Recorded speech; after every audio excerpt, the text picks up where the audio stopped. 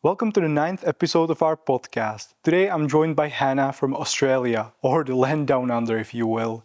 She's a ballet dancer who came to Europe and Ostrava specifically at only 18 years old to start her career at the National Moravian Silesian Theatre. This is Expat Episodes, when new stories begin. I'm Martin, your host, and I'll be guiding you through the stories of expats in the Czech Republic.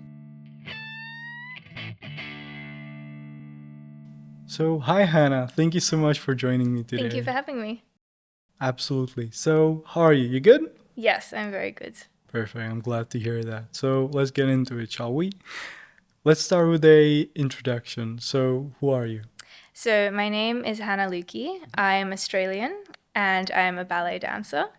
And I've been living here in Ostrava for the last year and a little bit. I started working here last season, and this is my second season with the theatre, the National Moravian Theatre here. Yeah. How did you get into ballet? Well, originally I started when I was quite young, about 6. Because my friends were like, when you're young, you do extracurricular activities, you try things. And ballet was something I did. And then I also did gymnastics, and I did the two, and then I moved to gymnastics because I thought I preferred that, and I didn't have time to be doing both. And then I decided that I actually preferred dancing because my favorite part of gymnastics, like artistic gymnastics, with like the beams and stuff, not rhythmic. I never did that. But my favorite part was the floor, which is one of the apparatus. And when you do floor, you have like music and you do a routine with like tumbling and things, but it's a little bit more dance related. And I realized that that was my favorite part. And then I was like, if this is my favorite part, why don't I just dance rather than doing all these other things? And because that I didn't prefer as much as the floor. So then I went back to dancing, and I started doing it a little bit more. And then my teacher was like, you're good at this. Maybe you want to push it a bit further and do more training with like more specialized teachers and see where it goes. And then I just started doing more, and I moved to different schools and did well and moved up, and yeah, it became my life. So, what is the most memorable performance that you have? Probably, well, I have two. The first one was probably in my graduate year at the Australian Ballet School in Melbourne. I got to perform a principal role. Principal is the term we use for like the main soloist role in a ballet. So there's soloist roles, which are like when you do solos, essentially, like you're the focus. And then the principal is the protagonist of the story, usually. So I got to this opportunity to do this principal role in a ballet which was created for my school. And that was quite surreal because it was like my graduate year in the school, and then I got to be like the main focus, and not everyone gets that opportunity. And I performed it like in the State Theatre in Melbourne. Like, I don't know, it was a very proud moment, and it was like I've achieved this thing, like I've done all the school, and then I got this opportunity, and sharing the stage with all these people, and like, yeah, that felt really good. And I'd say my second most like memorable performance is when last season, at the end of last season here in Ostrava, I got to perform a soloist role in one of the pieces we do, which we're about to perform very soon as well. But it is by a American choreographer called Justin Peck, who is like very well known, like a renowned choreographer. And it was my first year in a company, and I got to do this role, and it has like a pas de deux as a part of it, which is when you dance with another person, usually a male figure. And it's a style that I really, really enjoy, the dance, and so I loved moving that way, and the music I really, really enjoy. And that was like a similar kind of feeling to what I was saying about that other performance, that it was like, I am now being paid to dance, and I'm in a company, and I'm on the other side of the world, and I'm getting to do this piece that I love and I really enjoy.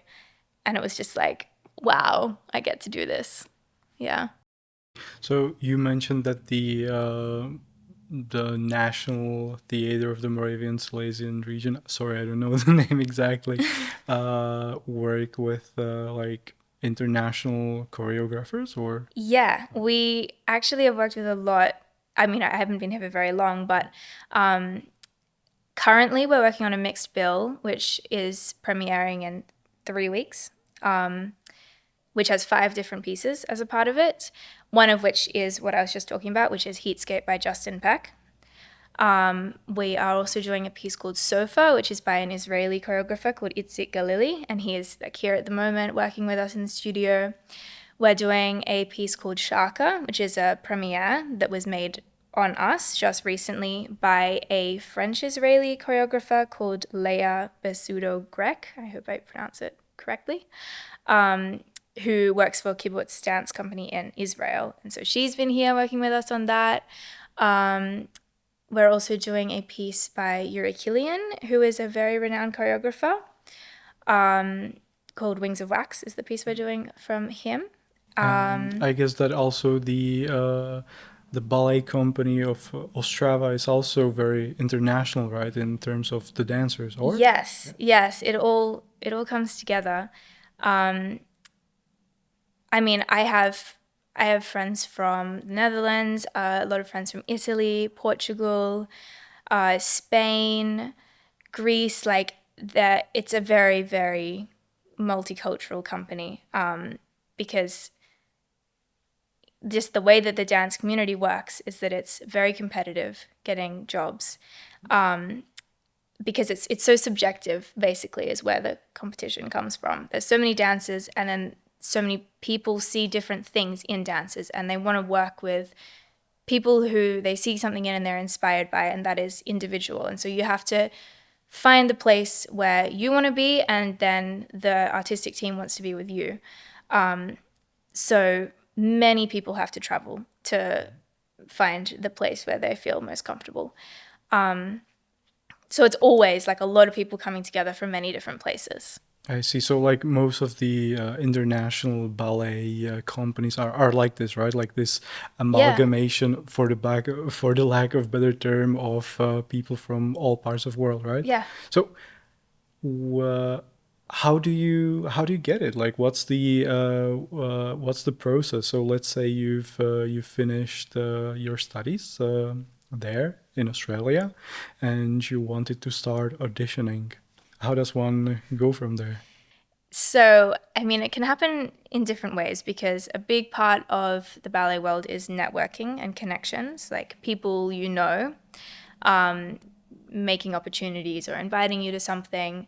So that is part of it. But then the actual process is you have to create a video portfolio, essentially, of your work. And so it's a video of you dancing that includes different things from a class, like different skills, basically.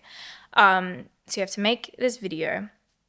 And then, of course, you have to also send like a CV with your experience on it. And so you reach out to companies, you send this material to them, like presenting yourself as a possible employee. And then from that, they will look through and they will choose a short list of people that they're interested in seeing in person. And then you'll be invited to come and join a class, or you will have like a formatted audition, which they will provide for you. And then from there, when they see you in person, they will then offer people jobs. You're from Australia. How does that happen? Like, did you travel to Europe? Like, what if they, told you no, like we don't want you? Like, do you have to like plan out your trip, like make a longer trip across Europe, or? Yeah, well, it's quite difficult being from Australia. I can't lie. I just took the approach of I love dancing and I want to have a career in this. So therefore, I have to find myself an opportunity. So I made an audition video, I did all of that, and then I just sent that to basically every company that I could find an email address for. Like just everywhere, because yeah. And then once I started getting responses from those companies, I organized a time frame in which I could come over to Europe. And then I came over here. I booked a return ticket. So I had a flight here and a flight home that was roughly 2 months, my trip. But I hadn't organized anything in between of that. I just knew where the first place I was going, and then that I had a flight home. Because I was still in communication with all of these companies. Like nothing was all concrete yet. And so I just came over and I went to my first audition, and then I slowly created what the trip became based on the opportunities I was given while I was here. And I ended up traveling a lot of Europe to many different places, and I think I attended about 10 auditions. And I was lucky enough that I could like finance doing this kind of trip, because that's really what it, like coming from Australia, you basically have to do that. You need to give it all of this time. And I just made sure that it would be worthwhile by sending so many videos that I knew I would get enough places to go to that then hopefully someone would want me, because it's so competitive. So yeah, it's difficult. Wow, that's quite the journey, like coming from the land of down under Australia and traveling to Europe for the first time in your life, I assume. It was actually. It was the first time I went overseas, actually. So, wasn't it like shocking, like visiting Europe and having to go through all of these? Our cultures are similar in the Central Europe, I think, but still, it was a whole different world for you. How old were you then? I was 18 still. Yeah, I mean, looking back, it's even more crazy than it felt at the time. Part of it is that in the dance world, you know that you're going to have to do something like that. Like from the time in my last year of school when I knew that I didn't have a job offer in Australia, I was already then aware in my mind that I was going to have to do something like this. And also many people do. And so it's a little bit more normalized than it might sound to someone else. I think once again, like I said before, I was just fueled by this like desire and this motivation that I had to make this work somehow, like this adrenaline to do it. And so I knew that this is what I had to do. And so I was going to make it happen. I did travel over with friends. There was a group of us from my school that we really supported each other. Like it was actually really beautiful that we did it together and we needed each other. And so we came over together, and then we spent some time together, and then we had to split apart to go to different places because we weren't all offered the same auditions. But then we found times where we would come back together. One specific memory that was really special was there was 1 week when none of us had an audition, and we all met in Prague, actually. I think it was after I did the audition here in Ostrava that I went there. And we all met in Prague, and we stayed there for a week, and we just had like a holiday, because it was like the first time I was traveling overseas. So I was seeing all of these amazing things, but I was also so focused on all these auditions. And so I couldn't really take in everything because it was very stressful because of all of that. But then I had this 1 week in Prague where I was actually just like enjoying being in Europe on the other side of the world and with my friends, and that was amazing. That sounds really nice. Yeah. Did you end up with the original group of friends, like at least some of them in Ostrava, or did you like where did they go? What happened to them? Well, from that group, one of us is now in Germany, in a company, quite like a similar company to here, but in Germany. One friend is in New Zealand, so ended up right back on the other side of the world. And one friend went to Singapore. But this season now, I've had a different friend of mine from school, from Australia, come and join me here in Ostrava. So, and we went to school together and we graduated together, and then he spent a year in the Queensland Ballet in Australia, and now has ended up here. So, and that is like one of many stories in the ballet world that people you're constantly moving between companies. It takes a long time before you find somewhere that you want to stay, but also it's just part of, like, moving is part of it because you get different experiences in different places, and it's so easy to move because the community is so small and so tight knit. And that's been really, really nice this year, having someone from home who like knows so much about my experience growing up. We shared so much through school, and now I get to show him like what I know about Ostrava, and the company here like is really nice to have met again. I see. That is really sweet. That the ballet world is like this, is ever moving, and that you guys go all around. What about the friend in New Zealand? Because isn't Europe a bit better environment for like theaters and culture? Because New Zealand and Australia, they are all much younger. What do you call them? Countries, I guess, Yeah, than here in Europe. Yeah. yeah, it's interesting that you should say that. I mean, what it comes down to is your personal preference and the company itself. Because if you're happy somewhere, then you're happy somewhere. Right now, I'm enjoying the fact in Europe that I feel like I have so many options. Like I'm here right now, but I also know that I can get a train 3 hours and I'm in Prague, or 3 hours the other way I'm in Vienna. Like I'm really enjoying that, which we don't have in Australia. But that doesn't take away from the company in New Zealand, as this example, also being a really great place that produces amazing art and amazing performances. So if you're happy there, then it gives you everything. But it is, if you are not happy there, it is then harder to move to other places just because of the positioning in the world. You started off in Ostrava as a new ballet dancer, right? And you want to build up your portfolio and your experiences. What is the end goal for you? Like where do you want to push your career? Is there like any ballet company in particular that it's like the dream? The where all the ballet dancers want to go. I don't know. That's something that has changed a lot for me just over time, because I feel like every time that all of the different experiences I have, like, teach me different things about what I want. Because there is really great things about where I am now, and companies like this that are like medium sized, around 40, 50 dancers. And it's about the works that they perform, really, is what it comes down to for me, I think, and where I want to be. And here is actually really great because we have a very mixed repertoire. We perform like very classical pieces and more modern pieces and things in between, like more neoclassical.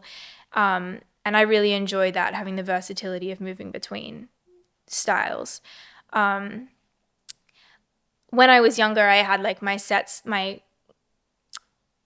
set more on the bigger companies that kind of are like the epitome of success, such as there's like the Royal Ballet and Dutch National and the Staatsballet Berlin, and like these really big, like between 80 and 100 dancer kind of companies. But now I'm not so sure that that is actually what I need to feel fulfilled and like I've achieved something. I would rather be able to feel like I'm dancing things that I really enjoy, in a city where I have like a community within the dance world, and just in general like a life that is giving me other things. Like it's more for me rather than the success so much now. So I don't know, like this has been one experience. I would love to move to other places and see other cities, meet other people, other companies with other ways of working. But I'm happy to like see where it takes me rather than focus on something. Definitely. Also with those like renowned, if I can call them that, ballet companies, like the stress must be really big, right, on the Yeah. each and individual dancer. So also being in such a big company, you don't get as much, I guess, unity or tight knightness as you mentioned with a smaller company, right? So that's also something Yeah, to consider. that is true. It's not, yeah, you don't need to have such a strong connection with each other. maybe I haven't been in a big company, but it could be a little bit more like you have your job, you do your thing, and everyone does that rather than like having to be there for each other. I can't help it but ask you about your break about the breaking in of your shoes, because we all see those videos on TikTok and social media of like ballet dancers breaking Yeah. in their shoes. So if it's not a trade secret, could you please share that with us? Well, it's only a trade secret in the fact that everyone has their own way. So even if I was to give away the secrets, it doesn't really just fix it for someone else. So I'm very happy to share. So there's many, many styles of point shoes for starters. And so everyone has to find the shoe that fits their foot the best in the store, like as it's made, because they're all different hardnesses of the sole and then hardnesses of the box, which is the part around your toes, and then the different dimensions of how it fits your foot, like a street shoe, but just even more specific. And then once you find the shoe that is the best possible of how they come out of the factory, then we find different ways to personalize that shoe to fit your feet. And sometimes that is actually differs between your 2 feet, because like the human body is not completely symmetrical. And so you will learn like different things about your feet and how they each need to be. And then when you get your shoe, the first thing everyone has to do is we have to sew the ribbons and the elastic, because we have 2 ribbons that we tie around the ankle, and then most people use elastic as well in different formats. I just put one piece of elastic around my ankle. And then everyone has slightly different ways of doing things, but what I do is I rip open the top part of the sole of the shoe, so where it's under my heel, and I pull it apart because there is different layers of kind of wood and papier-mâché, and I pull off the top nail because those layers are nailed together. I take that out so it's a little bit more pliable. And then I bend the shoe a lot because they're quite hard when you get them, but you want it to sit like nicely against your foot to create the shape.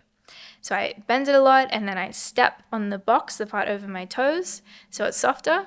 And then I put water on that part as well so that it's the papier-mâché starts to dissolve. And then while it's wet, I put it on my feet.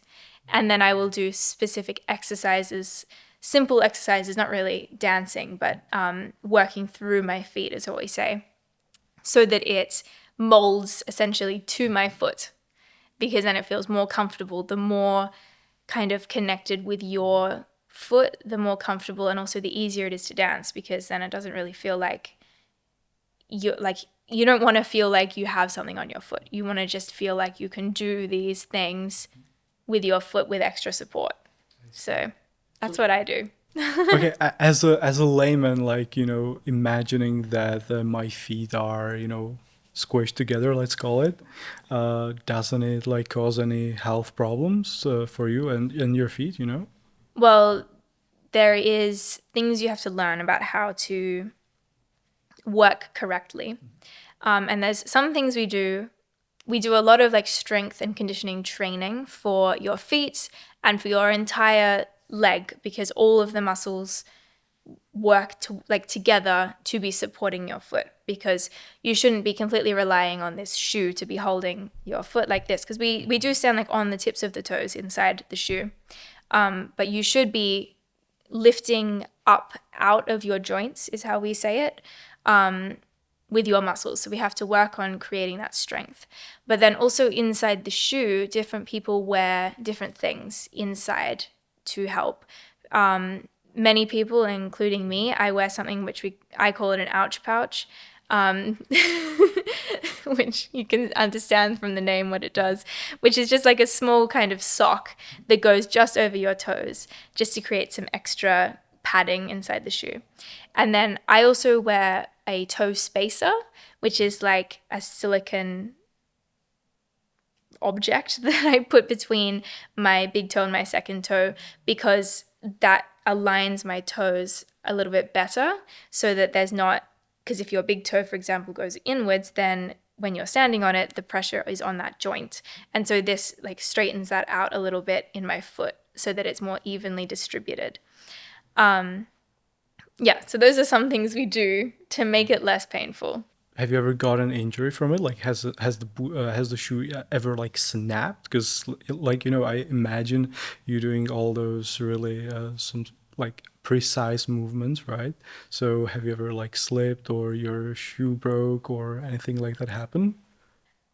The shoe breaking is not so common because they're, I mean, once when you're wearing them a lot, because it's like papier mâché, as you sweat, it becomes more soft and pliable. And so it's not really gonna like, it's not so brittle that it's gonna snap.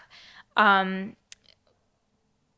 if the shoe does get too dead, we say, which is as they get softer, it is more dangerous because it's not holding you as much. So then because like when you're standing on the shoe, it should be like this. But if the shoe becomes soft, then there's a lot more possibility to twist your ankle or like roll different ways, which can be dangerous. So you have to be smart to know what shoes to wear for what things and what you need.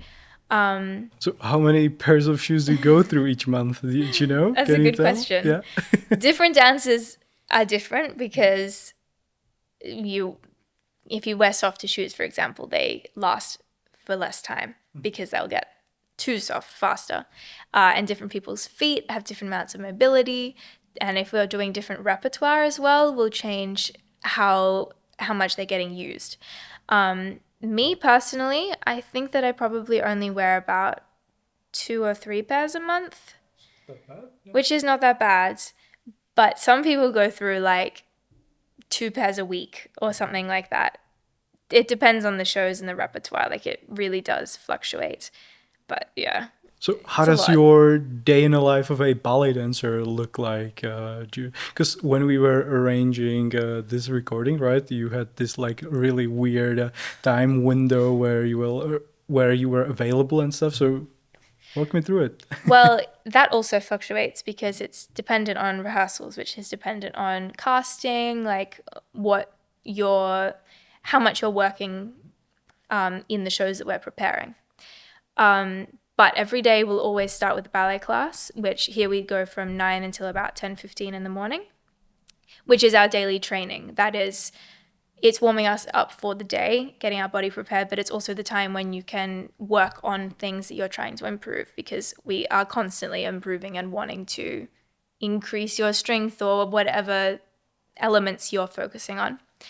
But then to be ready for the class, different people have their own routines because it's very personal. Like some people will come in 2 minutes before and just begin with the first exercise in the class, where then some people will come an hour before and spend an hour doing conditioning or stretching or different things. I usually come in like roughly half an hour before the class, just to prepare different parts of my body that need to be more ready.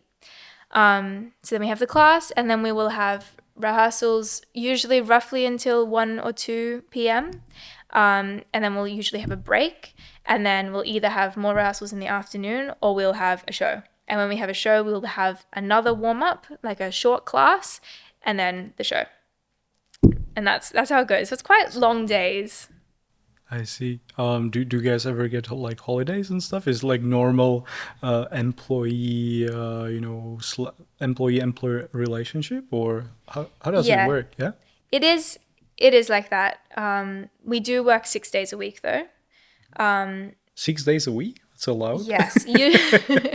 I mean, usually on a Saturday is more of like a half day, but sometimes also it depends on the performance schedule because often in the bigger seasons, specifically Nutcracker, for example, during like December when we have a lot of shows of Nutcracker, we'll perform on Sundays. And so if we have a show on a Sunday, then we will have the Monday off rather than Sunday. So it's changeable. Like it depends on the month. I mean, holidays depends on the company you're in. Here, we usually have about 1 5-day holiday during the season, and then we have like an extended break over summer. Public holidays we get off as well, same as any other job, and we have like holiday days as a part of our contract, which we can take when we need them. Just as a negotiation. Would you go back home to Australia on the holidays, or did you feel homesick at all? Yeah, I mean, it's difficult. It was also last season was my first time moving out of home actually, was moving here to Europe with an 8-hour time difference for most of the year, back to my family back home. So it was quite intense. My family did come and visit me halfway through in about January, which was really nice because I don't have time. As I just explained with our holidays, you can't just go to Australia in a 3-day break. Like, you need just 3 days to get over jet lag. So it's difficult, but it's like it's a exciting journey. I did go back home during summer holidays just past. But it kind of it like having being away from home for longer then makes it feel even more special when you do finally get to go back. So it's all right. Like I work with it. I see. What about the biggest cultural shock when you came here first, or when you started adapting to to Europe and Czech Republic or Ostrava in particular? I mean, the biggest thing that was a difference for me was the seasons because they are flipped like basically completely opposite to Australia, being on the other side of the globe. Like I grew up with Christmas in summer, like, and I had never seen snow in a city. I'd visited the snow. I've skied, but only like on mountains where you go to visit the snow, rather than it's just in the city and you live in the snow. And here in Ostrava, like it snows. It snows quite a bit during winter.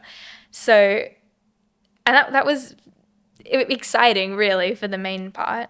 Another thing is that to do with the seasons as well, it's not really a culture shock, but it's just something I appreciated is you can really see the seasons change here just because of the flora and how it is. Like almost every single tree is deciduous and the leaves will fall during winter. Like you have autumn where everything is orange and then it's like all gray during winter with the snow, which is also beautiful. And then spring is like so green. And it's just like, it's so beautiful because in Australia we have many evergreen trees. And so I don't know, I just hadn't experienced quite how colorful it is over here, which I really loved seeing.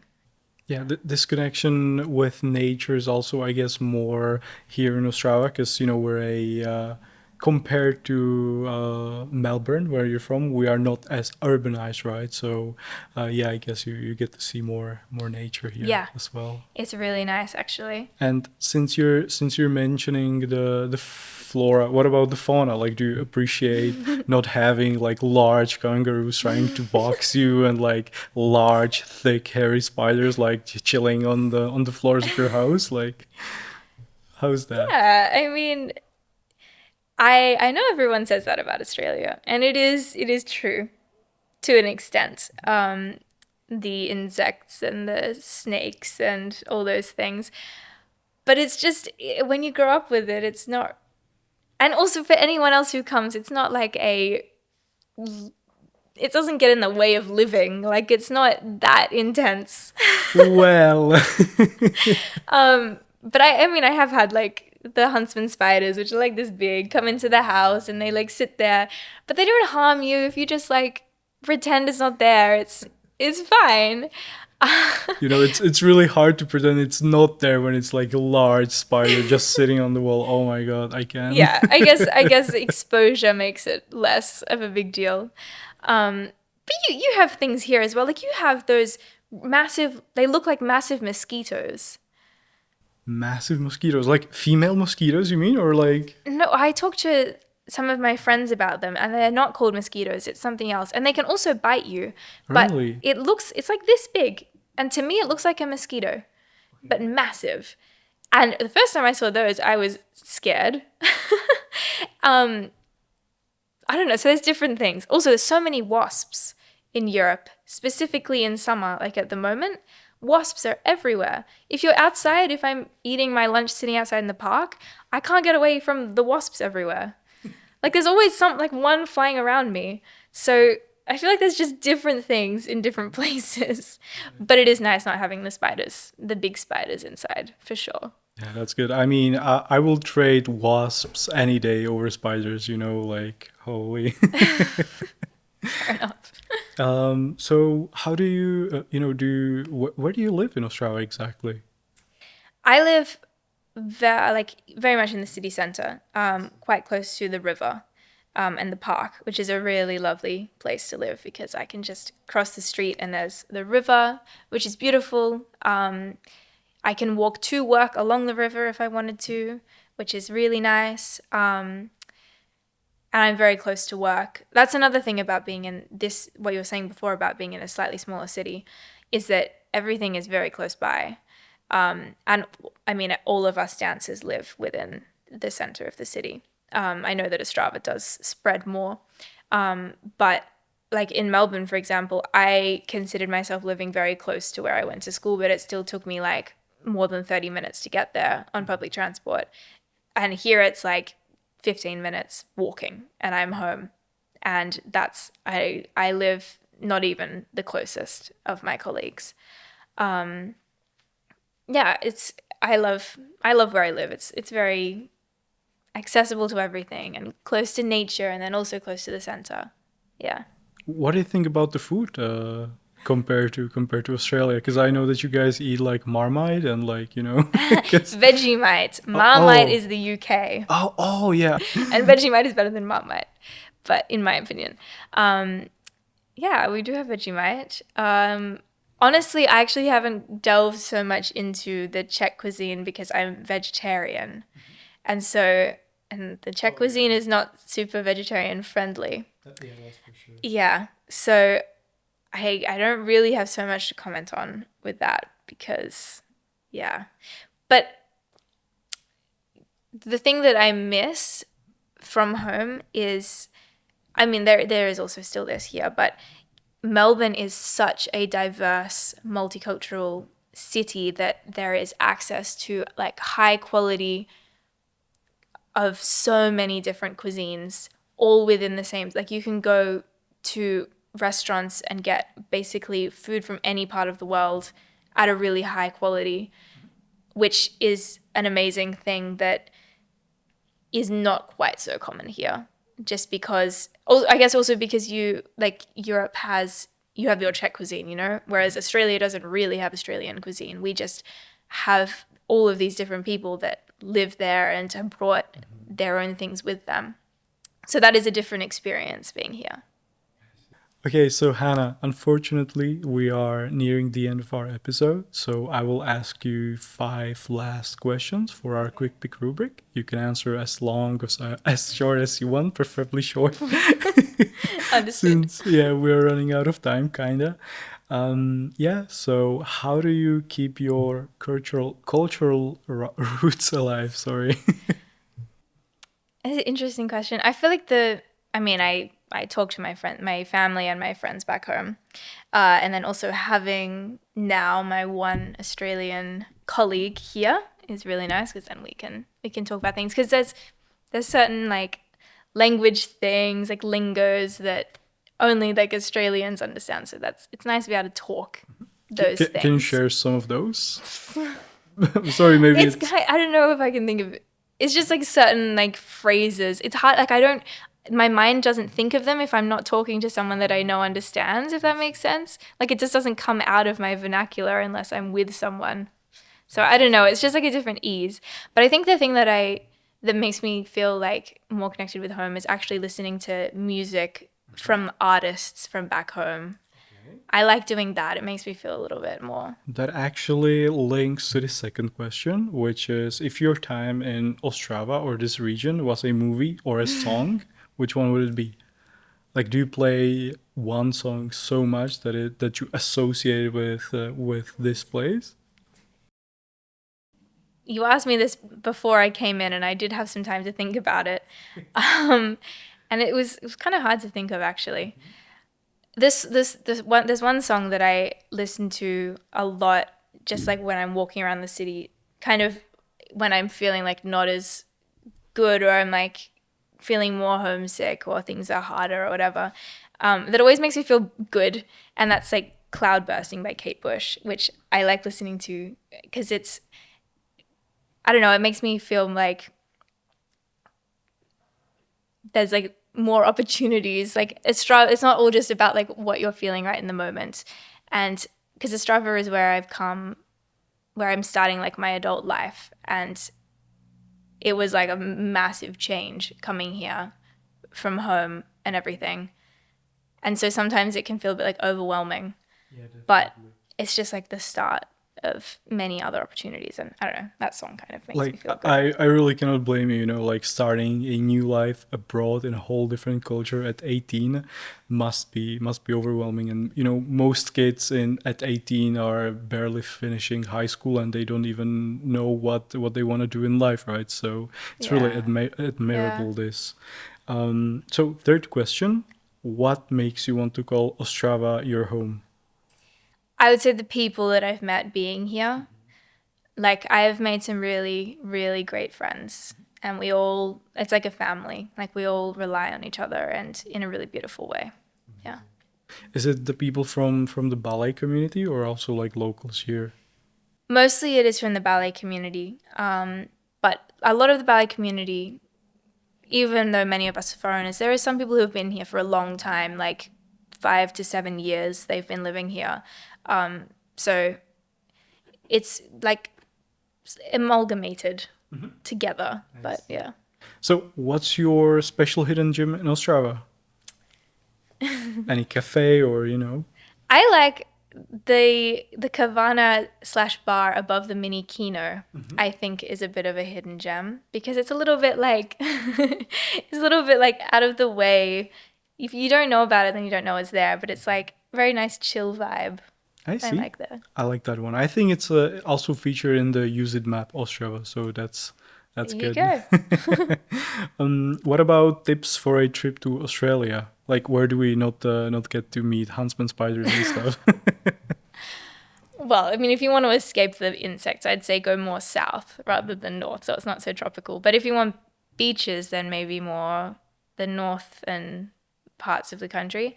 But what I would say for a tip is don't get stuck in the cities because the cities are amazing, but you should also really try to learn and expose yourself to more of the indigenous culture that we have because that can be very much oversighted when you visit Australia. And it's such an important part of the country and the history of the country. And they deserve more exposure and understanding from people from the rest of the world. So I would say get out somewhere other than the cities because there's so many sites, it's everywhere. That history is literally everywhere because it's just in the landscape. But many people don't prioritize seeing that. And I would say you should. Beautiful. Thank you so much, Hannah. It was very pleasant to have you here. Of course. And yeah, I will see you guys in the next episode. So goodbye and take care. This podcast is proudly brought to you by Ostrava Expat Center with the media partnership from magazine Patrio.